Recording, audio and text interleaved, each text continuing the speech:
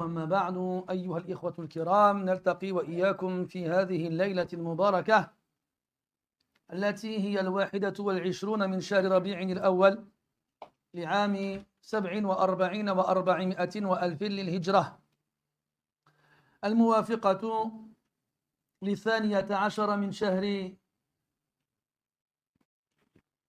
سبتمبر لعام 25 و2000. كعادتنا في ليالي السبت نفتح كتاب الإمام أبي زكريا يحيى بن شرف النووي رحمه الله تعالى، الذي جمع فيه جملة من الأحاديث النبوية والآيات القرآنية فيما يتعلق بفضائل الأعمال وأعمال القلوب والآداب والأخلاق، وسماه برياض الصالحين. ولم نزل في قراءة الباب 27 الذي يتحدث عن حرمات المسلمين وبيان حقوقهم والرحمة بهم والشفقة عليهم.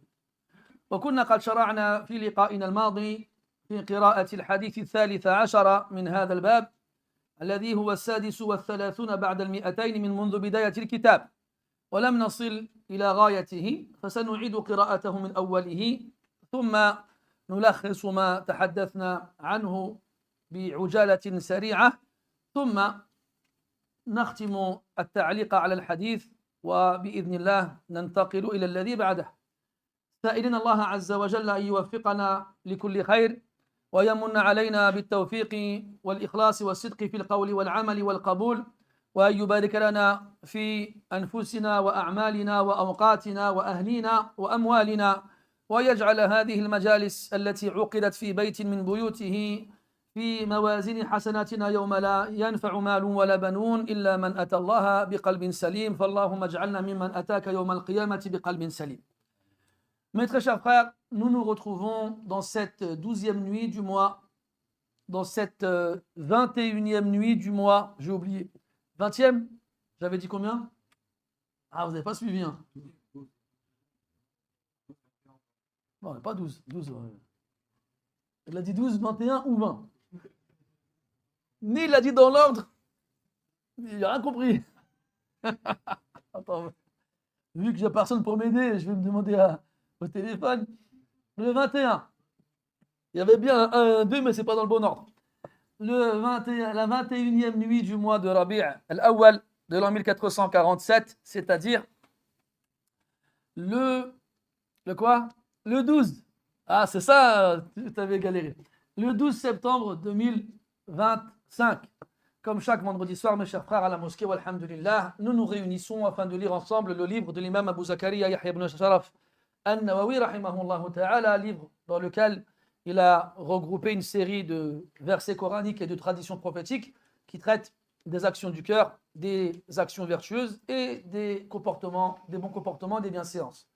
Livre intitulé Riyad al-Salihin, le jardin des vertus, toujours dans le 27e chapitre qui traite de la sacralité des musulmans ainsi que de leurs droits qu'ils ont les uns sur les autres et de la miséricorde et de la compassion qu'on doit avoir les uns envers les autres. La semaine dernière, nous avons clôturé notre rencontre sur la lecture du 13e hadith de ce chapitre-là, qui est en même temps le 236e depuis le début du livre. Nous ne l'avons pas fini, on va donc reprendre depuis le début, puis résumer légèrement ce qu'on a pu dire jusqu'à présent, et enfin finir ce hadith pour passer, Inch'Allah, au suivant, en demandant à Allah Azza wa Jal de nous accorder la réussite pour accomplir le bien et de nous faire don de sa grâce en nous donnant la pureté de l'intention, la sincérité, la véracité dans les paroles et les actes et l'acceptation de nos actions. Et aussi de faire de ces assises que nous faisons dans sa maison des moyens d'alourdir nos balances de bonnes actions le jour de la résurrection et de faire qu'on fasse partie de ceux qui viendront à lui le jour de la résurrection avec un cœur saint. تفضل أيها القارئ الكريم بارك الله فيك. الحمد لله رب العالمين والصلاة والسلام على نبينا وعلى آله وصحبه أجمعين. اللهم اغفر لشيخنا اللهم اغفر لنا ولشيخنا ولوالديه ولنا ولجميع المسلمين. قال الإمام أبو زكريا يحيى بن شرف النووي رحمه الله: وعن أبي هريرة رضي الله عنه أنه قال قال رسول الله صلى الله عليه وسلم المسلم أخو المسلم لا يخونه ولا يكذبه ولا يخذله كل المسلم على المسلم حرام عرضه وماله ودمه التقوى هاهنا بحسب امرئ من الشر أن يحقر أخاه المسلم رواه الترمذي وقال حديث حسن. أحسنت بارك الله فيك. قال النبي صلى الله عليه وسلم المسلم أخو المسلم.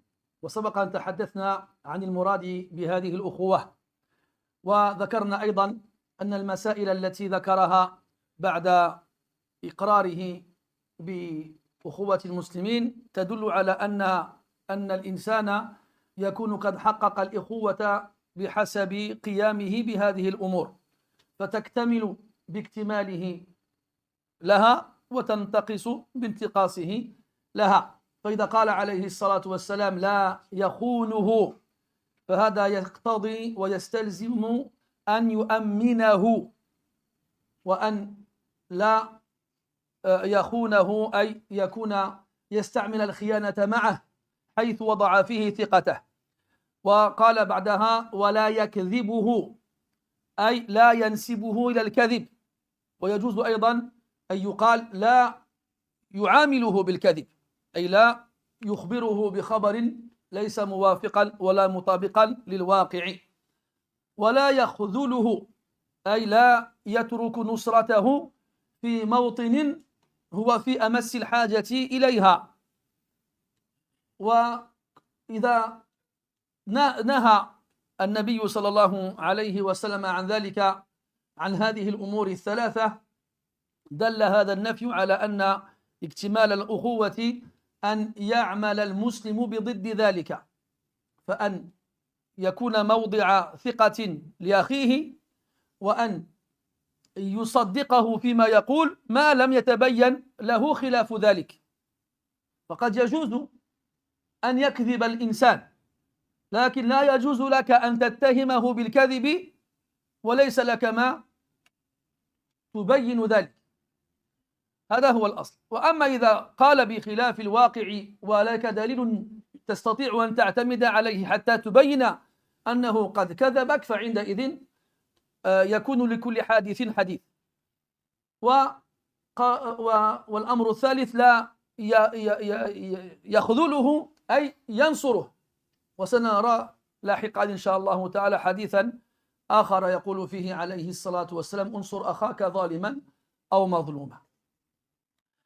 On a relu le hadith, et on repart au départ, dans lequel le prophète nous dit alayhi salatu wassalam que le musulman est le frère du musulman. Et on a eu l'occasion, alhamdulillah, de développer ce que signifiait cette fraternité. Maintenant, après nous avoir dit cela, alayhi salatu wassalam, il nie trois types d'actions à la suite d'avoir affirmé cette fraternité. Et on comprend que l'absence de ces choses-là dans les relations entre les musulmans concrétise cette fraternité qui se doit d'être. Et donc forcément, à l'inverse, si ces choses qui sont niées sont appliquées par les gens dans leurs relations mutuelles, alors elles auront comme incidence et comme conséquence de diminuer proportionnellement la fraternité qu'ils ont entre eux à leur accomplissement de ces actions-là. Donc il y a trois choses. La yakhunuhu, il ne le trahit pas. Nal khiyana. Et si le musulman ne trahit pas le musulman, ça veut dire qu'il doit être digne de confiance pour son frère. Que si ton frère te fait confiance d'une façon ou d'une autre, sois digne de la pensée qu'il a de toi. Car si tu le trahis dans cette confiance qu'il t'a apportée, alors tu n'auras certes pas été le frère que tu aurais dû être pour lui. La deuxième chose, la yakdhibuhu. Il ne l'accuse pas de menteur. Ou bien il ne lui ment pas. Les deux sont possibles, comme on l'avait vu la semaine dernière. Et quand on parle de mentir, il s'agit de donner une information qui n'est pas conforme à la réalité. Donc si ton frère te donne une information, tu te dois de le croire. Et toi aussi, tu ne dois pas lui mentir. Ce qui veut dire que tu dois croire que ton frère est véridique et tu dois être véridique avec lui. Allah dit dans le Coran, Ya ayyuhalladhina amanu, ittaqullaha wa kunu ma'as sadiqin. Ô vous qui avez cru, craignez Allah et soyez avec les véridiques. On avait vu un hadith dans l'Adab al-Mufrad dans lequel le prophète nous dit alayhi wassalam al-kadhib yahdi ila al-fujur wal-fujur yahdi ila an-nar ila akhiri al-hadith. Comme quoi le mensonge mène vers la perversion et la perversion mène vers l'enfer. Donc le musulman n'a pas le droit d'accuser son frère de menteur tant que ce dernier lui donne une information qui correspond à la réalité. Et donc ça veut dire que tu ne dois pas douter de lui. Tu ne dois pas te contenter de dire je ne suis pas sûr. Ton frère à la base ne doit pas mentir. S'il te dit une chose, c'est que c'est vrai. À moins que tu puisses prouver le contraire, alors là, ce sera autre chose. Allah dit dans le Coran, éloignez-vous de la plupart des conjectures, car beaucoup d'entre elles sont des péchés. Et dans le hadith, يقول عليه الصلاة والسلام اتقوا الظن فإن الظن أكذب الحديث. Craignez la conjecture, car c'est la plus mensongère des paroles. Je pense que, je ne suis pas sûr, à mon avis, non, enlève tout ça. C'est ton frère, c'est un musulman, il t'a dit une chose, c'est vrai, jusqu'à preuve du contraire. Ce qu'on appelle, nous, aujourd'hui en France, la présomption d'innocence. Tu ne peux considérer quelqu'un comme coupable tant que tu n'as pas de preuve pour l'affirmer. Si tu dis une chose, c'est vrai. À moins que tu aies une preuve qui permettra d'affirmer le contraire. La yakdhibuhu wa la yukdhibuhu. Il ne le traite pas de menteur et il ne lui ment pas. Puis il dit wa la yakhudhuluhu. Il ne l'abandonne pas. Et quand on parle d'abandonner, c'est-à-dire délaisser le fait de venir à son secours. Si tu peux secourir ton frère, tu dois alors le faire. Tu n'as pas le choix dans cela. Et si tu l'abandonnes, alors que tu es capable de venir à son secours, tu n'auras donc pas concrétisé cette fraternité qui Allah a rendue obligatoire entre toi et tes frères. Alors qu'Allah dans le Coran promet à ceux qui viennent au secours de ses serviteurs qu'il viendra aussi à leur secours. In tansurullah yansurkum wa la yansuranna Allahu ma yansuruhu ila akhirih. Dans Surat Muhammad, Allah Ta'ala dit ولو شاء الله لانتصر منهم ولكن ليبلو بعضكم ببعض والذين قتلوا في سبيل الله إلى آخر الآية ثم قال يا أيها الذين آمنوا إن تنصروا الله ينصركم ويثبت أقدامكم. Allah Ta'ala dit, après avoir évoqué la guerre, il dit si Allah il avait voulu, il aurait donné la victoire aux croyants sur les mécréants. Mais ولكن ليبلو بعضكم ببعض, afin qu'il éprouve les uns avec les autres. Vous avec les autres, et les autres avec vous, et vous entre vous. Vous allez être une épreuve pour les koufars, et eux seront une épreuve pour vous, et vous serez des épreuves les uns envers les autres. وَجَعَلْنَا بَعْضَكُمْ لِبَعْضٍ فِتْنَةً أَتَصْبِرُونَ وَكَانَ رَبُّكَ بَصِيرًا. Et nous avons fait les uns vis-à-vis des autres des épreuves. Allez-vous faire preuve de patience, d'endurance et vous supporter les uns les autres. ويقول النبي صلى الله عليه وسلم المسلم الذي يخالط الناس ويصبر على آذاهم خير من المؤمن الذي لا يخالط الناس ولا يصبر على آذاهم. Il nous dit ainsi alayhi salatu wassalam que le musulman qui fréquente et côtoie les gens tout en supportant leurs nuisances est meilleur que le musulman qui s'isole et ne fréquente pas les gens et donc n'a pas à supporter leurs nuisances. Al-Muhim, quand il a dit la yakhudhuluhu, il ne l'abandonne pas lorsque ce dernier a besoin de lui. Il le secoue. Et on verra par la suite, incha'Allah ta'ala, un hadith dans lequel le prophète nous dit sallallahu alayhi wa sallam unsur akhaka zaliman aw mazluma. Secours ton frère, qu'il soit injuste ou opprimé. Et on en reparlera, incha'Allah ta'ala, en temps voulu. ثم قال عليه الصلاة والسلام كل المسلم على المسلم حرام دمه أو عرضه وماله ودمه. قال كل المسلم إشارة إلى أنه لا يتجزأ. وقد يقال وهذا مصطلح معروف في علم العقائد أن المؤمن يكون مؤمنا بإيمانه فاسقا بكبيرته التي ارتكبها فعندئذ يجزأ جزءان. جزء يتعلق بإيمانه وجزء يتعلق بفسقه. فهل يقال أن المسلم إذا وجد فيه فسق مع إيمانه أنه يتجزأ باعتبار هذه الأمور الثلاث، العرض والمال والدم؟ لا، هذا لا يستلزم ذاك. فكل المسلم ما دام مسلما، ما دام متلبسا بالإيمان، ما لم يرتكب عملا ينقض إيمانه، لا يجوز لك أن تتعرض له في شيء من هذه الأمور الثلاثة. قال العرض، وللعلماء تعاريف شتى في بيان معنى العرض يرحمك الله، ومن أحسن ما قيل وأجمع ما قيل أن العرض هو موطن المدح والذم في الإنسان، هو موطن المدح والذم في الإنسان. وقال ثلاثة أشياء: العرض، المال، والدم، مع أن الأولى تقديم الدم على الباقي، لأن الدم يعني الحياة، فلا يجوز لك أن تقتل أخاك. لكن والحمد لله قل من مد يده إلى أخيه ليقتله، وإن وجد ذلك للأسف الشديد.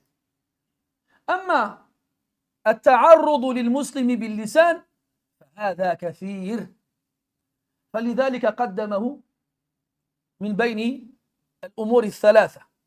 ونحن في بيان الأخوة، فالمسلم من سلم المسلمون من لسانه ويده، فقدم اللسان على اليد، لأن الأذى الذي يتعرض له المسلم من قبل أخيه في لسانه أكثر من أذاه في يده. عرضه وماله ودمه، هذه الأمور الثلاثة هي التي تكون المسلم في باب الأخوة. فلا بد أن تعامل أخاك المسلم معاملة الأخ لأخيه في هذه الأمور الثلاثة: في العرض، وفي المال، وفي الدم. وكذلك العرض والمال هما اللذان لأجلهما يحتقر الواحد منا غيره. فإذا لم ير في أخيه عرضا يصان تسلط عليه بالقبح والفحش في الكلام، وكذلك اغتابه، وربما بهته، وربما افترى عليه الكذب. وكذلك قد يبلغ كلامه في أخيه مرتبة إلى أن يكفره، فإذا كفره أصبح ماله ودمه حلالا بالنسبة له، فعندئذ ينتقل من أذيته لأخيه باللسان إلى أذيته لأخيه في ماله وفي نفسه، فيأخذ من أمواله ما يشاء، وربما ناله بسوء، وربما أسال دمه. لأن بقية الحديث متعلق بالاحتقار، فلا يمكن لمسلم يدعي أنه يرى بقية المسلمين كإخوة الله وفي الوقت ذاته ينظر إليهم بعين الاحتقار. Après, le prophète nous dit, alayhi salatu wassalam, Kullul muslimi ala al-muslimi haram. La totalité du musulman est sacrée pour l'autre musulman. Et il a dit tout le musulman. Il aurait pu dire le musulman est sacré pour le musulman. Mais il a dit kullu, pour nous faire comprendre qu'il n'est pas possible de séparer quelqu'un vis-à-vis de l'islam qu'il porte pour trouver un moyen de le désacraliser. Pourquoi est-ce qu'on dit cela? Parce que dans la terminologie propre à la croyance, à la science de la croyance et du dogme, on nous dit que le croyant qui fait des grands péchés reste croyant. Car les grands péchés qu'il accomplit ne vont pas annuler sa foi. Cependant, ces grands péchés le mettront dans une catégorie qu'on appelle le fisq, qui est la perversion, comme on l'appelle en français. Donc, il reste croyant, certes, cependant, il sera considéré comme étant un fasiq. Donc ici, on lui a donné deux caractéristiques. La caractéristique du croyant et la caractéristique du pervers. Le pervers qui est à un degré très bas dans la foi, mais qui reste croyant. Donc maintenant qu'on a réuni deux caractéristiques dans la même personne, est-ce que ça veut dire que cette personne-là, on peut la diviser en deux choses? Non, elle reste indivisible par rapport à son islam. Son islam a le dessus. Pour ne pas que quelqu'un vienne dire, bon, lui, il est musulman, d'accord, mais comme il fait des grands péchés, il a perdu son droit à la fraternité. Parce que là, on parle de fraternité. On dit non, le musulman, tant qu'il est musulman, même s'il fait des grands péchés, doit rester entièrement et totalement sacré aux yeux des autres musulmans. Et après, le prophète, alayhi salatu wassalam, il nous parle de cette totalité, de cette généralité. De quoi est-elle composée? De trois choses. De l'honneur. L'ird, c'est le mot qui est évoqué ici. On traduit en français par l'honneur ou la dignité. Et cet honneur-là, ce mot ird en arabe est un mot assez technique qui a plein de définitions diverses et variées. Et parmi les nombreuses définitions qui existent, on a celle-ci qui nous dit que l'ird, c'est ce qu'il y a dans la personne qui lui permettra d'être soit complimenté par les gens, soit critiqué par les gens. Et ce qui se rapproche le plus en français, c'est l'honneur. Il y a l'honneur et le déshonneur. Quand quelqu'un accomplira des actions vertueuses aux yeux des gens, on dira cet homme-là est honorable. Et quand il fera des choses qui vont le discréditer auprès des gens, on dira il s'est déshonoré en agissant ainsi. Al-ird. Puis il parle des biens. Al-ird, l'honneur, al-mal, les biens matériels, wad-dam, le sang. Et quand on parle du sang, on parle de la vie. Peut-être de faire couler le sang de son frère. Et dans d'autres hadiths, on nous parle de ces trois choses-là, mais dans un ordre différent. Al-dam, al-mal, wal-ird. Le sang d'abord, puis les biens matériels, et enfin l'honneur. Mais ici, l'ordre est inversé. L'honneur d'abord, puis les biens matériels, et enfin le sang. Et dans chaque circonstance, on inverse l'ordre en fonction du contexte. Dans l'autre hadith, où le prophète alayhi salatu wassalam dit d'abord la vie du musulman, puis ensuite ses biens matériels, et enfin son honneur, c'est parce qu'il parle de l'interdiction du meurtre et de faire couler le sang. Donc normal qu'il va parler en premier dans les caractéristiques du musulman de son sang et de sa vie. Là, dans ce hadith, on parle de la fraternité et on parle d'une chose qui est à la portée de tout le monde, c'est l'honneur du musulman. Et c'est celle qui est le plus attaquée par les musulmans entre eux. Les musulmans auront beaucoup moins de mal à entacher l'honneur de leurs frères qu'à faire couler leur sang. Et aussi, dans l'autre hadith, le prophète parle du sang en premier, de la vie. C'est à des gens qui viennent de se convertir à l'islam. Il parle à des gens qui ont vécu dans une société où le meurtre était monnaie courante. Là, on parle à des gens qui sont musulmans depuis longtemps et qui ont réussi à faire la part des choses sur tout ce qui touche au meurtre. Mais il reste une chose qui est dangereuse pour la plupart d'entre nous, c'est l'honneur du musulman. Et pourtant, Allah dans le Coran nous interdit de nombreuses choses en rapport avec cela. وَلَا يَغْتَبْ بَعْضُكُمْ بَعْضًا وَلَا تَنَابَسُوا بِالْأَلْقَابِ, etc. لَا يَسْخَرْ قَوْمٌ مِّنْ قَوْمٍ. Toutes ces interdictions qu'on a dans Surat al-Hujurat, où Allah Ta'ala à travers cela nous appelle à se respecter les uns les autres. À se respecter les uns les autres. À respecter la dignité de son frère. Et dans un hadith, quand il nous dit alayhi salatu wassalam, al-muslim, le musulman, est celui dont le reste des musulmans sont à l'abri de sa langue et de ses mains.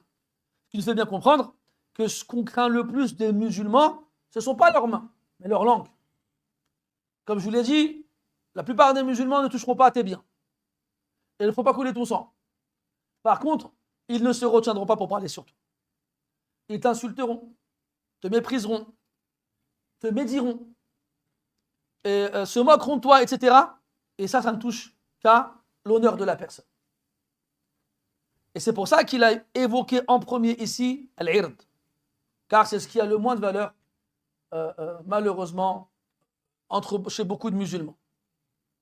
Donc il l'a évoqué en premier ici pour ne pas que les gens continuent dans cette voie-là. عرضه وماله ودمه التقوى ها هنا. وفي رواية قال وأشار إلى صدره 3 مرات. ها هنا يشير إلى قلبه لأمور. الأمر الأول أن القلب يخفى على أنظار الناس فلا يرونه، ولو رأوه ما استطاعوا أن يعلموا ما بداخله. والمقصود أنك قد تضع عينيك على أحد من المسلمين فتحتقره لأنه ربما لم تظهر عليه علامات التقوى والإيمان، فربما احتقرته لظنك أنه فاسق أو مفرط أو ما أشبه ذلك. ولا يليق بمن يدعي التقوى أن يحكم على إخوانه بمجرد ظواهرهم. فالقلب مخفي في الصدر وأنت لا علم لك بما فيه، فربما احتقرت أحدا من المسلمين وهو عند الله تبارك وتعالى أفضل منك 1000 مرات. ومن ذلك قول النبي صلى الله عليه وسلم رب ذي طمرين مدفوع بالأبواب لو أقسم على الله لأبره. مدفوع بالأبواب إشارة إلى أنه محتقر لا يعبأ به الناس ولا يرفعون له رأسا. التقوى ها هنا هذا هو الأمر الأول، أنه مخفي فلا يمكن لك أن تحكم على الناس بحسب الظواهر، وكذلك لا تدري بما سيختم الله به حياته وحياتك. وقد جاء في الحديث وإن كان فيه ضعف أن النبي صلى الله عليه وسلم قال من عير أخاه بذنب لم يمت حتى يفعله.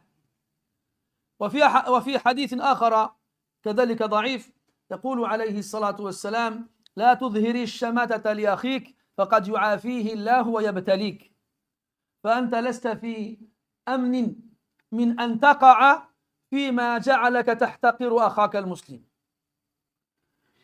قال التقوى ها هنا.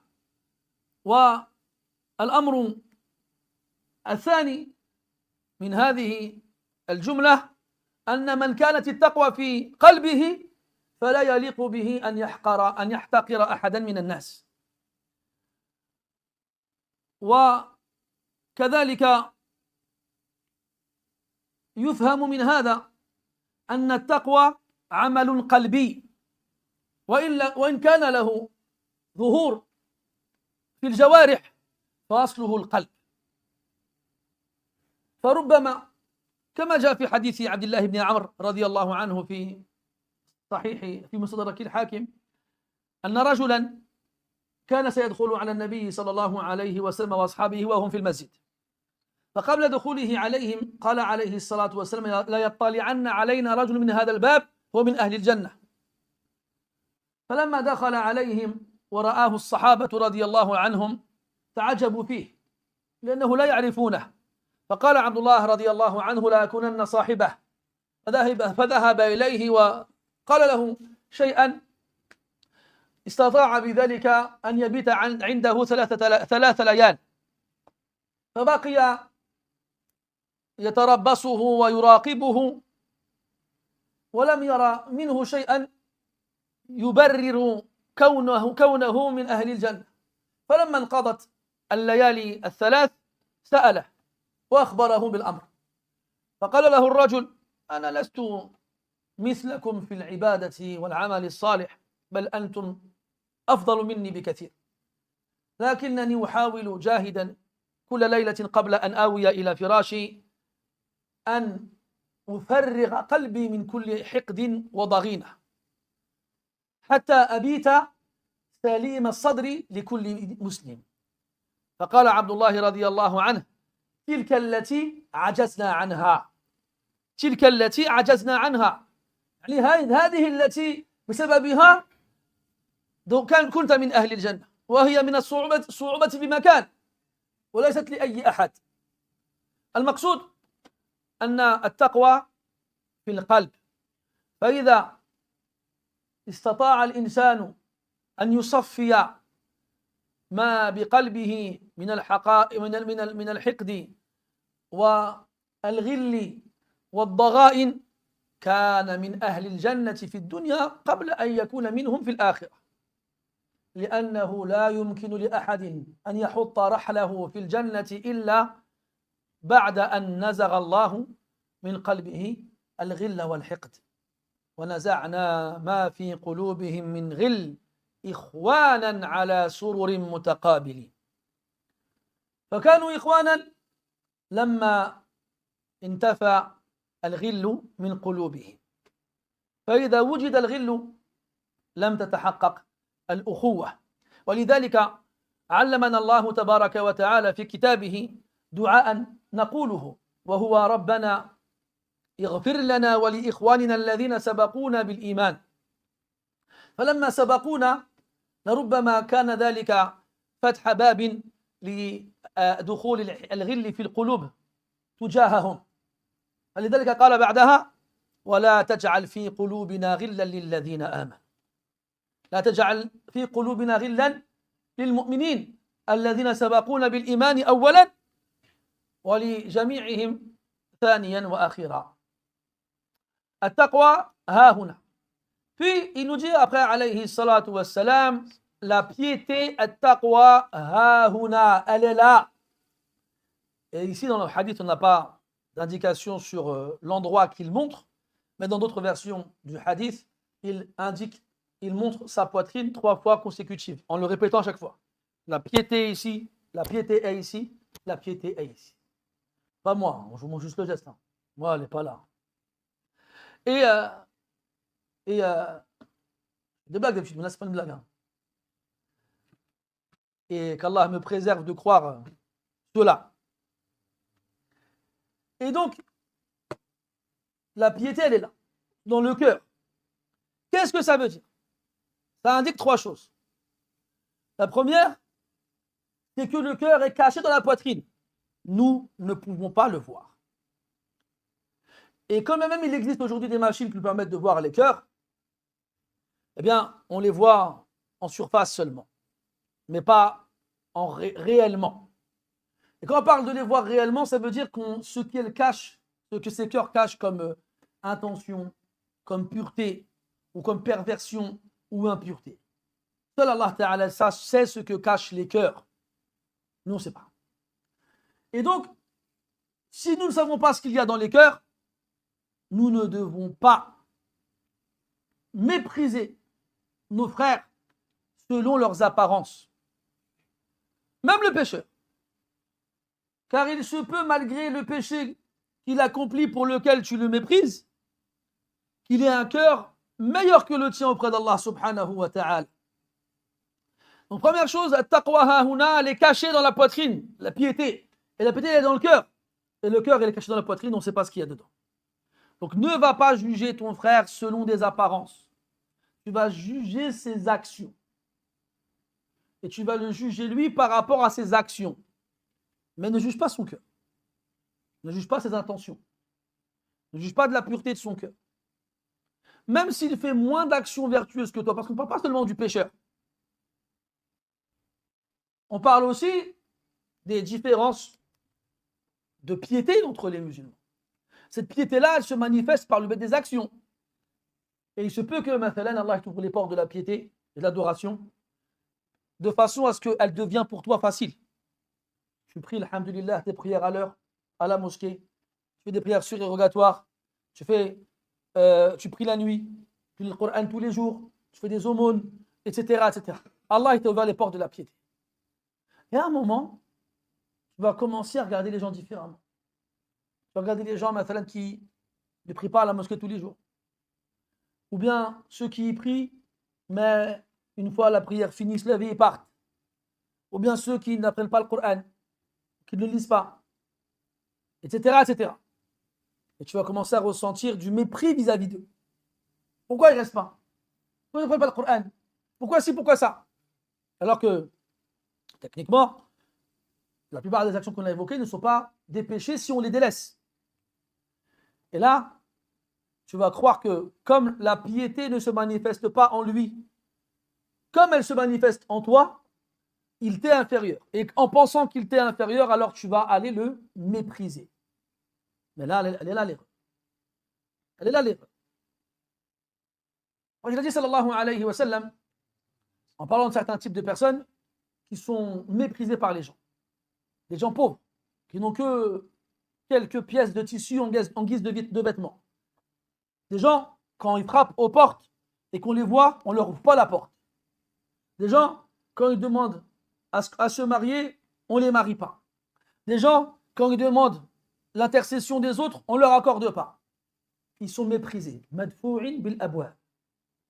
Pourquoi ils sont méprisés? Parce que, voilà, ils ont des vêtements sales, raccommodés, usés, ils sont pauvres, etc., etc. D'ailleurs, dans certaines sociétés, c'est le statut social qui fera qu'on te méprisera ou qu'on te respectera.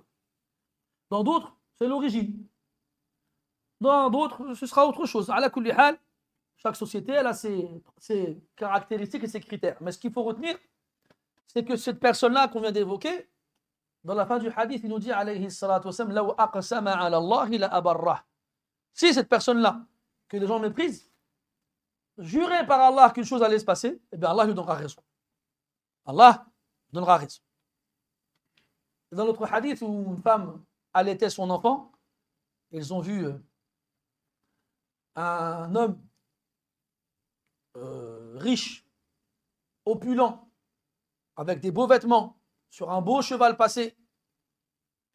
Puis ils ont vu une femme que les gens pourchassaient en lui jetant des pierres dessus et en l'accusant d'avoir commis un crime ou un mal, un péché dont elle prétendait le contraire.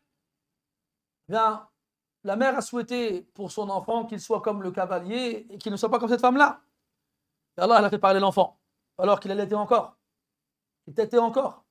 Et il a dit, je préfère être comme elle. Il a dit, une comme ça, cette femme-là qui a été accusée à tort et pourchassée et méprisée par les gens, elle est meilleure que une terre entière remplie de gens comme ça. Donc, le cœur est dans la poitrine, on ne sait pas ce qui cache. Fais attention à mépriser ton frère selon des apparences. Et fais attention à le mépriser parce qu'il fait des péchés. Parce que toi aussi tu fais des péchés. Et Allah tabaraka wa ta'ala, il retourne les cœurs. Il a été rapporté dans une narration faible que le prophète aurait dit, alayhi salatu wassalam, celui qui critique son frère pour un péché ne mourra pas avant de l'avoir accompli. Et là aussi été rapporté dans une autre narration faible que le prophète sallallahu alayhi wa sallam aurait dit, ne manifeste pas de joie quand ton frère tombe dans le péché, car il se peut qu'Allah l'épargne et qu'il t'éprouve par ce péché pour lequel tu étais content. C'est fou quand même. Hein. Tu vois ton frère tomber dans le péché et tu es content. Ah, il se frotte les mains. C'est comme ça. Ah, c'est bien. Comment tu peux éprouver de la joie à voir ton frère tomber dans le péché? Et Allah dit, faqad yu'afihi Allah. Il est probable qu'Allah l'épargne de ce péché et qu'il t'éprouve toi avec le même. Qu'il t'éprouve toi avec le même. Donc fais très attention à cela. Le deuxième sens de at-taqwa hahuna, la piété, elle est là. Ça veut dire que toi, si tu prétends la piété, Tu ne devrais pas avoir dans ton cœur ce mépris vis-à-vis de tes frères et de tes sœurs, car ça s'oppose au sens de la piété. Le pieux n'a pas de mépris. Il ne méprise pas. Le pieux, quand il voit ses frères éprouvés par le péché, il demande à Allah de l'épargner avant toute chose. Ensuite, il demande à Allah de pardonner à son frère. Et enfin, il demande à Allah de l'épargner lui et son frère du péché. C'est comme ça que nous devons nous comporter envers nos frères et nos sœurs pécheurs, alors que nous sommes tous nous-mêmes des pécheurs. Et donc, mépriser son frère n'est pas synonyme de piété. Tu ne peux pas prétendre avoir la piété dans le cœur et mépriser tes frères. Cela est incompatible. Cela est incompatible. Et enfin, quand il nous dit, alayhi salatu wassalam, que la piété, elle est là, ça veut dire que la piété, avant tout, est une action du cœur. C'est d'abord dans le cœur qu'elle s'installe pour se manifester par la suite dans les membres du corps. Et pas l'inverse. C'est pas toi en faisant des actions corporelles que tu vas mettre la piété dans ton cœur. C'est l'inverse. D'abord, tu as la piété dans le cœur et après elle se manifeste et se répand dans tout ton corps. Allah dit quoi dans le Coran? ذلك ومن يعظم شعائر الله فإنها من تقوى القلوب. Celui qui montre de la vénération vis-à-vis des symboles d'Allah, ça fait partie de la piété des cœurs. Min taqwa al-qulub, dans les cœurs. Et le ta'zim, en premier, il est dans ton cœur. Il n'est pas seulement dans tes actions. Comme c'est d'actualité, ceux qui fêtent le Mawlid. Eh bien, ils se réunissent, ils chantent. Toute la journée, ils chantent. Et même ils sortent des guitares, des violons. Et ils chantent. Et ils pensent qu'en chantant, ils ont montré l'amour qu'ils ont pour le prophète, alayhi salatu wassalam. Mais on ne montre pas son amour envers le prophète en chantant, en fait. On montre son amour envers le prophète, alayhi salatu wassalam, en le suivant et en lui obéissant. Ce n'est pas parce que ces gens-là agissent ainsi, à travers ce genre d'action, ils mettent des beaux vêtements, ils offrent des cadeaux aux enfants, ils appellent ça une fête, mais ce n'est pas comme ça qu'on manifeste son amour envers le prophète, alayhi salatu wassalam. C'est pas comme ça. Donc, d'abord, il faut l'avoir dans le cœur. Puis ensuite, ça va se manifester dans le corps. Pas l'inverse. On avait vu un hadith qui est très connu, dans lequel le prophète, alayhi salatu wassalam, a dit à ses compagnons, radiyallahu anhum, qu'un homme allait rentrer dans la mosquée incessamment sous peu, et il fait partie des gens du paradis. Alors les sahaba, radiyallahu anhum, ils se retournent et ils scrutent la porte en attendant qu'elle s'ouvre et laisse apparaître ce fameux privilégié. Et il y a un homme qui rentre. Les sahaba, radiyallahu anhum, le regardent étonnés, car ils le connaissent à peine. Ce n'est pas quelqu'un de connu pour être exceptionnel. Et là, Abdullah ibn Amr, radiyallahu anhuma, il dit, je vais être son compagnon. En gros, je vais m'arranger pour être avec lui afin de découvrir quelle est cette action qui lui donne ce privilège. Il a été le voir et lui a dit certaines choses lui permettant de l'accompagner pendant 3 nuits consécutives. Et il est donc rentré chez lui. Et pendant ces 3 nuits-là, il l'observe, il le surveille méticuleusement, précisément. Et il ne voit rien de spécial. Il n'y a pas d'action particulière qui lui permettrait d'avoir ce rang spécial d'être parmi les gens du paradis. Et donc, au bout de la 3e nuit, Abdullah, il lui avoue la vérité. Il lui dit, voilà ce qui s'est passé, tu es rentré à la mosquée, pourquoi tu as dit avant que tu rentres, telle et telle chose, et je veux savoir pourquoi tu étais une personne du paradis. Mais je t'avoue ne pas avoir vu quelque chose de spécial.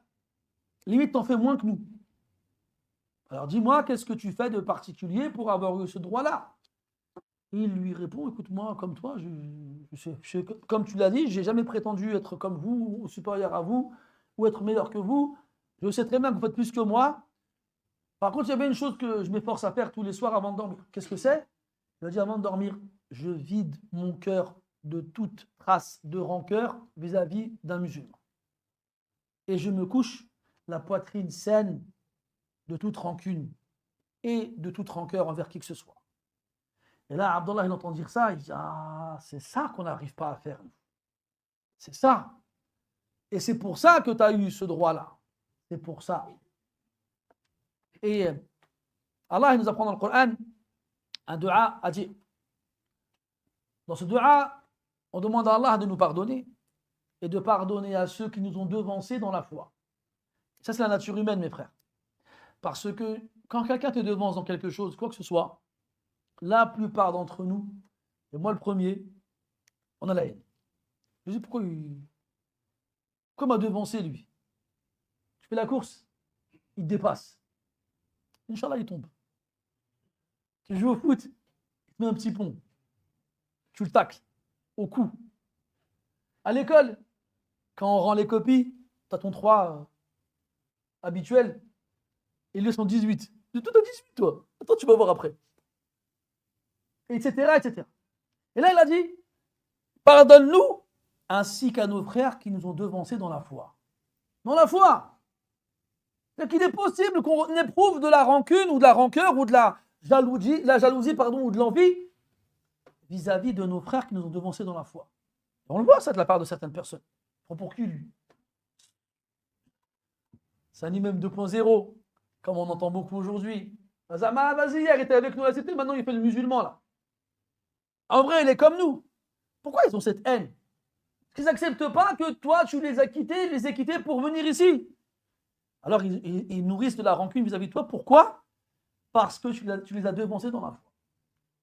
Et des fois même à la mosquée, hein. Moi je l'ai vécu, et je le vois encore. On est arrivé, Matalan, il y a 25 ans, 30 ans, à la mosquée. On était encore un berbe. Et on commençait à venir tous les jours et à apprendre le Coran. Et là, on nous a regardé de travers. C'est fou, hein? On nous a regardé de travers à la mosquée. Et on ne comprenait pas, nous. Et on nous a fait, tu ne travailles pas, toi? Je ne dirais pas qui. Khaddam, je me regardais comme ça, je me dis, ça. Et qu'est-ce que ça t'apporte de savoir que je travaille pas, t'es mon père? C'est toi qui me nourris? C'est toi qui paye le loyer à ma place? Mais ils ne voulaient pas nous voir à la mosquée. Pour eux, on perdait notre temps. Va travailler, va, ils nous disaient. Mais on travaillait, le pire. C'est même pas, on ne travaillait pas. L'époque dont je vous parle, à la fin des années 90, dans une mosquée ici à Aulnay-sous-Bois, c'était comme ça. Il y a des gens, ils ne voulaient pas nous voir à la mosquée. Ils n'aimaient pas nous voir à la mosquée. Pourquoi? Pas savoir, on va comprendre. Moi, ça m'arrive à discuter avec certaines personnes âgées parmi eux. Mais tu sais, nous, à votre âge, on ne faisait pas la prière. Beaucoup d'entre nous, on allait dans les bars, on buvait du vin, on ne faisait pas le ramadan. Et on a commencé à se ranger à 40, 50 ans. Et vous avez 20 ans, même pas 20 ans, vous êtes déjà là. Il y en a, ça les gêne. C'est comme ça. Tu peux rien. Al-Muhim. Donc Allah, on revient au dua. Pardonne-nous, ainsi qu'à nos frères qui nous ont devancés dans la foi. Qui nous ont devancés dans la foi. On avait vu ensemble une fois une parole d'un pieux prédécesseur qui disait, ne pense jamais que tu es meilleur qu'un musulman. S'il est plus âgé que toi, il t'a devancé dans la foi. Tu n'es même pas né, il était déjà ici. Et s'il est plus vieux que toi, s'il est plus jeune que toi, merci, il a moins désobéi à Allah que toi. Moins de péché. Et c'est une réalité. Ça dépend où. Mais en fait, de façon générale, c'est une réalité. Donc mes frères, cette piété, pardon, je vais revenir. وَلَا تَجْعَلْ فِي قُلُوبِنَا غِلًّا لِلَّذِينَ آمَنُوا. Et ne mets pas dans nos cœurs de rancune vis-à-vis de ceux qui ont cru. Vis-à-vis de ceux qui ont cru. Mes frères, sachez une chose, nous ne pourrons pas nous installer au paradis tant qu'on n'aura pas purifié nos cœurs de rancune. On n'y rentrera pas. Allah tabaraka wa ta'ala, quand il parle des gens du paradis, il dit وَنَزَعْنَا مَا فِي صُدُورِهِمْ, toujours je me trompe, صُدُورِهِمْ, pas قُلُوبِهِمْ. وَنَزَعْنَا مَا فِي صُدُورِهِمْ مِنْ غِلٍّ. Nous avons ôté de leur poitrine ce qui s'y trouve comme ghil. rancune. Après, il dit, une fois que cette rancune a été enlevée de leur poitrine, إخوانا على سرر متقابلين.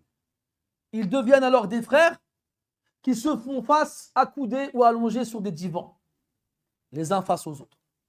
إخوانا. Il n'y a pas d'ukhuwa s'il y a du ril. Il n'y a pas de fraternité s'il y a de la rancune. Il n'y en a pas. C'est pas possible. Et si tu veux faire partie des gens du paradis, ici-bas, avant de pouvoir y entrer dans l'au-delà, alors débarrasse ton cœur de cette rancune, comme l'homme dont on a parlé tout à l'heure. Taqwa hahuna. Donc la taqwa, mes frères, ça commence comme ça, dans le cœur. Parce qu'avant toute action, il y a des intentions. Et l'intention, sa place, c'est dans le cœur. Et le cœur, s'il est bon, tout le corps le sera. Et s'il est mauvais, tout le corps le sera. On ne peut pas passer à côté, ce n'est pas possible. C'est pour ça que les salafs et les ulama de façon générale, ils donnent une attention particulière à l'état du cœur. Avant de s'intéresser au reste, ce qu'on appelle tazkiyatu al-nufus, la purification de l'âme. C'est ce qu'on appelle at-takhliyah qabla at-tahliyah. Le fait de vider le cœur de ce qu'il a comme chose mauvaise avant de l'embellir avec les belles choses. Mais nous, malheureusement, on fait l'inverse. T'as remarqué? Première chose, il faut manger AVS. Mange pas AVS, c'est mort.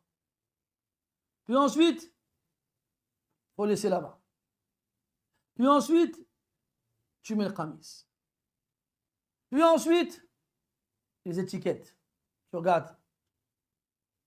Tu as un scooter intégré dans la narine, dans la pupille. Comment ils ont dit déjà? He's over 9000. Oh, ça va, vous ne connaissez pas. Et là, et tu regardes. Ça fait 2000, 1500, 4000. 2. Le Sharingan, il est en process. Et tu vas. Sur quoi tu vas te baser pour déterminer? Ah, lui, sa barbe, ça va. En plus, il a une belle gel là-bas. Tu vas voir s'il est traînant dessus des chevilles ou pas. En plus, il ne traîne pas. Ah, lui, c'est un bon, lui. Akhi, ça va, tu vas bien, Akhi? Tu regardes là-bas, Allah musta'an. Ça y est, tu l'as déjà mis dans une boîte. C'est toi maintenant qui distribue les étiquettes. Tu as tout pour mon frère. Tu n'as rien compris si tu fais tout ça. Rien compris. Occupe-toi de toi avant de regarder les autres. لا تشغل نفسك بعيوب غيرك عن عيوبك أو لا تنشغل بعيوب غيرك عن عيوب نفسك فإنه عيبان. Ne va pas te préoccuper des défauts des autres, quitte à oublier les tiens. Ça fera 2 défauts pour toi. Te préoccuper des défauts des autres et oublier les tiens. Et en plus de ça, tu te crois supérieur à eux. Ah, subhanallah. Si cette apparence que tu es fier d'avoir te fait croire que tu es meilleur que les autres, tu n'as rien compris, wallah. Tu n'as rien compris. Occupe-toi de ton cœur avant toute chose. Comment t'es avec ton Seigneur quand il n'y a personne autour de toi pour te regarder? Comment tu regardes les pauvres, les orphelins, les veuves, les gens dans le besoin? Qu'est-ce que le Coran te fait quand tu le lis, si tu le lis? Et la prière, le jour et la nuit, ta relation avec tes parents. Ah, si vous saviez les histoires que je peux vous raconter à ce sujet-là. Quand des femmes de l'âge de ma mère viennent me voir en pleurant, en se plaignant de leurs filles et de leurs fils, parce que ce n'est pas une seule. J'ai un souvenir, subhanallah, une histoire qui fait froid dans le dos. Une sœur qu'on connaissait de réputation, qui était connue pour sa dureté. Je me souviens, un frère que je connais, il a fait une muqabala avec elle pour le mariage. Elle est venue avec un pack de feuilles, sans exagérer, épais comme ça. Elle lui posait 1 milliard de questions. Le frère, on aurait dit, il était dans un bureau du FBI, il lui manquait que le détecteur de mensonges. Ou là, tu as vu les appareils, quand tu dis pas la bonne réponse, tu te prends un coup de jus, tu vois. Moi, à un moment, il lui a posé la question fatale. Après, je ne sais pas combien de questions, ça a duré 2 heures. Il n'a pas dit un mot, Mskin, juste oui, non. Tu joues aux jeux vidéo? Il a dit, vite fait. Il avait la dernière Xbox. Elle appuie sur le bouton rouge. Ah, next. Et cette sœur-là, on la connaissait parce qu'on a entendu beaucoup parler d'elle. Elle était très très dure. Même les sœurs qui la connaissaient dans son entourage proche s'en plaignaient. Et un jour, sa mère, elle vient me voir. Sa mère, elle vient me voir. En pleurant. Elle me dit, ma fille, elle manque de respect. Elle ne m'obéit pas. Elle me regarde de travers. Elle lève la voix sur moi. Moi, à ce moment-là, je ne sais pas de qui elle parle. Parce que je ne la connais pas, la maman. Et je connaissais la fille. Je dis, subhanallah, qu'est-ce qu'elle a? Pourquoi elle est comme ça? Je dis, est-ce qu'il fait la prière? Parce que pour moi, quelqu'un qui se comporte comme ça que ses parents ne fait pas la prière. Elle me dit, Tsallé. Alors, Gilbert, elle est comme ci, elle est comme ça. Après, elle s'appelle Flana. Je fais, ah ouais, subhanallah. Elle. Ma'adallah. Qu'Allah nous préserve de chercher les défauts cachés des musulmans. Ah, ils nous sont venus comme ça. Mais ya ikhwani, sachez une chose, c'est que nos réalités apparaissent à la fin de nos vies. Cette sœur-là, qu'Allah nous pardonne et lui pardonne, elle s'est suicidée. Elle s'est suicidée. Là, c'est pas une rumeur, c'est des gens que je connais personnellement.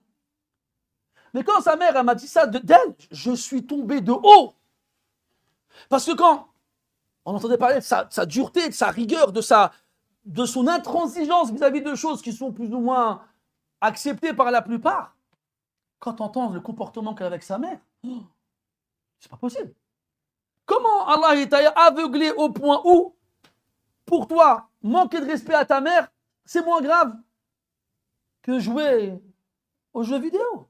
Mais joue à l'Xbox, ma soeur, et respecte ta mère. Voilà.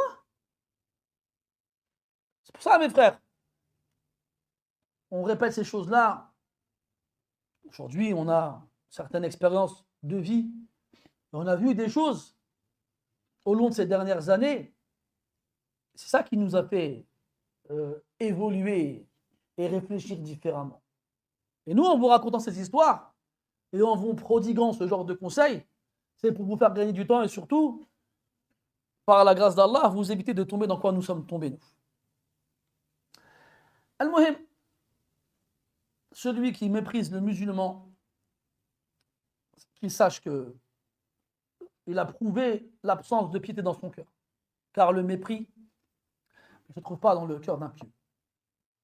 Après, écoutez ce qu'il dit, sallallahu alayhi wa sallam. Il dit, بِحَسْبِ امْرِئٍ مِنَ الشَّرِّ أَنْ يَحْقِرَ أَخَاهُ الْمُسْلِمِ. هذه لإحدى الكبر. بحسب امرئ من الشر، يعني يكفيه من خصال الشر لو أوقفه ربه بين يديه يوم القيامة وليس على كتفيه سوى هذا الذنب الوحيد لكان كافيا في أن تحل به العقوبة وفي أن يحرم من الرحمة.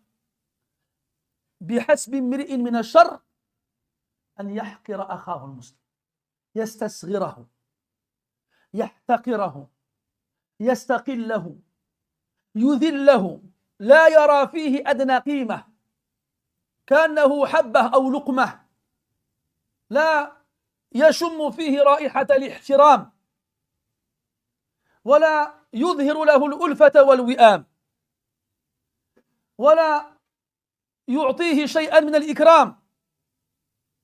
هذا هو المراد من قوله عليه الصلاة والسلام بحسب امرئ من الشر أن يحقر أخاه المسلم فلو أتيت يوم القيامة مع صلوات وزكوات وصيام وحج وما أردت من أعمال الخير وكنت محتقرا لأحد من المسلمين يكفي هذا الشر من بين هذه الأعمال كلها في أن تصاب بعقوبة الرب عز وجل. ولا يمكن لك أن تكون أخا للمسلمين وأنت تحتقره. فإياك ثم إياك من هذا الذنب العظيم وهذا الجرم الكبير. Puis le prophète finit ce hadith sallallahu alayhi wa sallam avec cette phrase qui glace le sang et qui fait froid dans le dos. Il nous dit alayhi salatu wa sallam bihasbi mri'in min ash-sharr, ce qui signifie approximativement il suffit à une personne comme mal. Il suffit à une personne comme mal. Yani, que si tu fais cette action-là qui va suivre, c'est un mal suffisant. Mais suffisant pourquoi? Pour que quand tu arriveras devant Allah Azza wa Jalla le jour de la résurrection, la présence de ce mal seulement, sans aucun autre type de mal, que celui-ci seulement. Sa présence suffira pour que tu mérites le châtiment. Même si tu viens le jour de la résurrection avec des prières et des aumônes et des jours de jeûne et des pèlerinages et tout ce que tu veux comme bonnes actions, tu viens que ce mal-là, ça suffit. Ça lui suffit. Ça lui suffit de quoi? Pour qu'il subisse la punition. C'est quoi ce péché?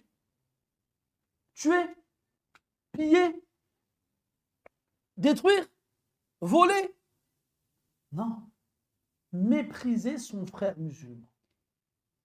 Mépriser son frère musulman. Comment on dit mépriser? Le mépris en français, ça veut dire ne pas prendre la personne. Et la prendre dans quel sens? En considération. L'ihtiqar en arabe, c'est al-istisrar, yani le minimiser. Il n'est pas grand dans tes yeux, comme s'il était invisible. Al-istiqlal, pareil, ne lui donner aucune valeur. Et donc forcément, ces éléments-là vont t'amener à une troisième chose, c'est l'humilier. Si pour toi il ne vaut rien, alors tu l'humilies. Regarde par exemple, tu ouvres ton armoire et tu trouves une chaussette toute seule dans un tiroir. Tu la regardes comme ça, elle est vieille, usée, tu ne trouves pas sa sœur, la paire, pardon, pour faire une paire. Tu dis bon, de toute façon, c'était une paire, 3 paires pour 1,50 € qu'on connaît tous au marché ici, chaussettes jetables. Tu les mets une fois, après, elles se transforment en marionnette pour orteil. Et non, vous ne les connaissez pas, ces chaussettes-là? Voilà, je me sens rarib avec vous. Alors, pour cette chaussette, elle ne vaut rien. Qu'est-ce que tu fais? Tu la jettes. Tu la jettes. Dans mes frères, il y a des musulmans qui considèrent d'autres musulmans comme ça. Ils ne leur accordent aucune considération, aucune valeur. Le prophète sallallahu alayhi wa sallam, il a regardé la Kaaba, al-musharrafa, al-mukarrama, et il l'a dit en la regardant, ma akramaki, wa ma ashrafaki, qu'est-ce que tu es honorable, qu'est-ce que tu es noble. Et pourtant, le musulman auprès d'Allah est plus noble que toi. Et le prophète, alayhi salatu wassalam, nous a dit que parmi les signes de la fin des temps, qu'un homme viendra détruire la Kaaba brique par brique. Cet homme-là, le prophète, alayhi salatu wassalam, lui a donné des caractéristiques qui prouvent qu'il n'est pas une personne puissante, crainte comme un dictateur ou un empereur ou chef d'armée immense. Il l'appelait Dhu as-Suwayqatayn. Celui qui a deux petites jambes. Quelqu'un de frêle, de fragile. Il viendra tout seul. Tout seul. Et il détruira la Kaaba pierre par pierre. On est d'accord qu'aujourd'hui, si quelqu'un essayait, même sur les costauds, de ne serait-ce que de déchirer le voile de la Kaaba, tu as vu le nombre de musulmans qui tournent autour de la Kaaba tous les jours? Quelles seraient ses chances de sortir vivant de là-bas? Très faible. Et pourtant, il arrivera un jour où cette Kaaba sera détruite sans qu'il n'y ait un seul musulman à la ronde pour la défendre. Mais ce qu'on doit retenir de ça, mes frères, c'est qu'aujourd'hui, alhamdulillah, près d'arriver. On l'espère.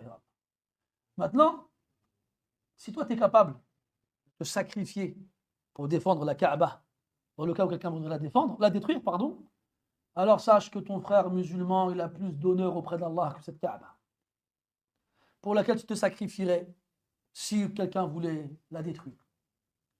Mais réellement, mes frères, concrètement, qui ferait ça? Souviens-toi le début du hadith. La yakhdhuluhu. Il ne l'abandonne pas. Le musulman est le frère du musulman. Il ne l'abandonne pas. Si tu vois un frère à toi se faire agresser, on lui fait du mal, et que tu peux le secourir, tu dis quoi? Ça continue. Vas-y, je ne vais pas me mettre dans les problèmes. Chacun il se débrouille tout seul. Eh bien, si tu abandonnes ton frère à un moment où il a besoin que tu viennes à son secours, sache qu'Allah t'abandonnera à un moment où tu auras besoin qu'il vienne à ton secours. Jaza'an wifaqa. Al-Muhim, le musulman, il a une valeur extraordinaire auprès d'Allah Azza wa Jal. Mais on ne s'en rend pas compte. On ne s'en rend pas compte. Dans le hadith, c'est de me souvenir du lafd, il dit, subhanahu wa ta'ala, hadith Qudsi, il dit, وَلَئِنْ سَأَلَنِي لَأُعْطِيَنَّهُ وَلَئِنْ اسْتَعَاذَ بِي لَأُعِيذَنَّهُ. Il dit, يكره الموت وأكره مساءته. Il manque quelque chose. Tu l'as, Cheikh, ou tu l'as pas? Non? Comme ça? Non plus? Allah Ta'ala, il parle de ces... Quelqu'un là? أحسنت أنا فاعله بعدها أحسنت سبقت لك شيء لكن ما شاء الله أحسنت أنا فاعله يكره الموت وأنا أكره مساءته جزاك الله خير. يعني الله تسا حديث قدسي Allah Ta'ala il dit, il parle de son esclave pieux, Wali, l'allié, il dit plusieurs choses et il dit, après c'est dans le sens, après c'est un peu compliqué à expliquer mais on va juste le traduire pour que vous sachiez que ce n'est pas le sens qu'on donne réellement. Il y a une chose, il n'y a pas une chose que j'hésite plus à faire le concernant que de le faire mourir. Parce qu'il n'aime pas mourir, le croyant. Et moi, j'aime pas lui faire une chose qu'il n'aime pas. En gros, Allah, il n'aime pas faire une chose que toi, tu n'aimes pas. Te faire à toi subir une chose que toi, tu n'aimes pas. Mais quand tu atteins le degré de l'wilaya, le degré de cette alliance qui fait de toi un rapproché d'Allah Azza wa Jal. Ça, c'est pour te montrer la valeur que tu as auprès d'Allah Azza wa Jal. لئن تقرب إلي ذراعا تقربت إليه باعا ولئن تقرب إلي باعا تقربت إليه شبرا تقربت إليه ذراعا ولئن تقرب إلي ذراعا تقربت إليه باعا ولئن أتاني يمشي أتيته أهرول. روايات إياك ومنازعاتي في الروايات فلآتينك بما تكره سماعه. أهرول وهي في صحيح مسلم.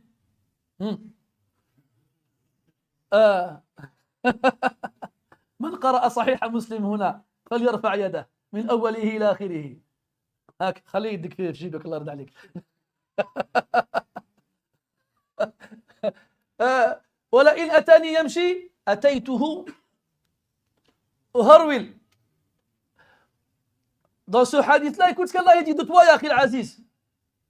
Il dit, si tu te rapproches de moi d'un empan, je me rapprocherai de toi d'une coudée. Et si tu te rapproches de moi d'une coudée, je me rapprocherai de toi d'une brassée.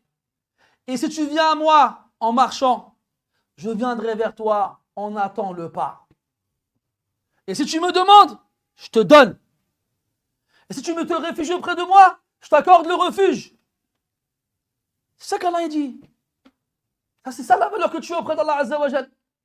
Et dans le hadith de Anas, radiyallahu anhu, si tu viens à Allah Ta'ala avec autant de péchés que la terre puisse contenir sans rien lui avoir associé, il viendra à toi avec autant de pardon que la terre puisse contenir. C'est ça qu'Allah Ta'ala, il t'offre pour te montrer la valeur que tu as auprès de lui. Et toi, ya akhi, ya ukhay, wala ubaliru in qultu ya bunay. Et toi, mon frère, mon frérot, et je n'exagérerai pas si je disais mon fiston, toi qui t'accroches à cette religion, aujourd'hui, dans ce pays, alors que tout est fait pour que tu la délaisses et l'abandonnes, si tu savais quelle valeur tu as auprès d'Allah Azza wa Jal, ton cœur se déchirerait d'amour pour lui. Wallahi, ya akhi, tu sais pas c'est quoi la valeur d'un jeune qui s'accroche à sa religion. Et ça de façon générale. Quand tu nous as dit sallallahu alayhi wa sallam, quand tu nous parles de ces catégories qui auront le droit d'être sous l'ombre d'Allah le jour où il n'y aura pas d'autre ombre que la sienne, shabun nasha'a fi ta'atillah aw fi ibadatillah, un jeune qui a grandi dans l'obéissance d'Allah et dans l'adoration d'Allah. Wallahi ya akhi, que tu as encore plus de valeur qu'un diamant au milieu d'un océan d'excréments. Wallahi ya akhi, que tu as encore plus de valeur qu'une tonne d'or. Et plus encore auprès de celui qui alourdit les balances avec les bonnes actions. C'est de toi qu'Allah parle quand il dira, quand le prophète dit alayhi salatu wassalam, ils feront une action et elle en vaudra 50. C'est de toi, Yar.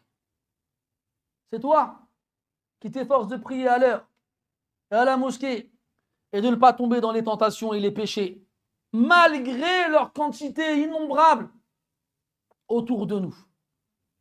Il y en a ici, mes frères, ils n'ont jamais bu une goutte d'alcool. Il y en a ici, mes frères, ils n'ont jamais tenu une cigarette dans leurs mains. Il y en a ici, mes frères, ils n'ont jamais touché une fille qui n'est pas de leur famille. Il y en a ici, mes frères, ils n'ont jamais mis leurs pieds dans une boîte de nuit. Il y en a ici, mes frères, ils n'ont jamais vu des choses que beaucoup de gens regardent aujourd'hui. Et ils sont autour de nous, ils sont là.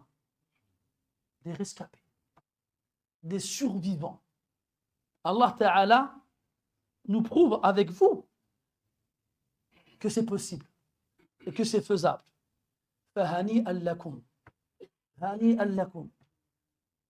Félicitations mes frères, mes jeunes frères, vous qui êtes peut-être encore imberbes, ou qui avez quelques poils sur le visage, ou qui n'avaient pas un seul poil blanc, ni dans vos barbes, ni dans vos cheveux. Félicitations mes frères. Nous vous envions dans le bien.